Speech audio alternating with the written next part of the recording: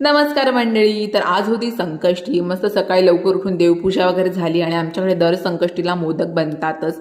आई होती म्हणून आईने सगळी तयारी केली होती. नंतर एक एक मोदकांना भांड्यामध्ये ठेवलं वाफ देण्यासाठी आणि हे बघू शकता आईचे मोदक किती भारी वाटतात. नंतर मी गेले मार्केटमध्ये कारण का मला भाजी आणायची होती डब्यासाठी. मस्त सकाळी मार्केटमध्ये मस्त ताजी ताजी भाजी भेटते.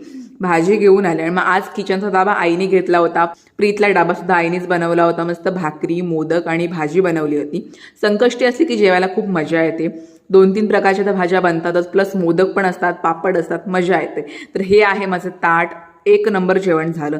संध्याकाळी मांडणी माझ्या बेडरूममध्ये लावली मी आणि मला पुस्तकं लावायची होती. तुम्ही बघितलं असेल मागच्या ब्लॉगमध्ये या मांडणीला मी पेंट केलं. ही प्रीतची इंजिनिअरिंगच्या वेळेची मांडणी आहे. तिला मस्त कलर केलं आणि त्याच्यामध्ये सगळे बुक्स ठेवत आहे. आम्हा दोघांना पुस्तकं वाचायला प्रचंड आवडतात. तर चला मी तुम्हाला भेटते पुढच्या ब्लॉगमध्ये. Bye bye.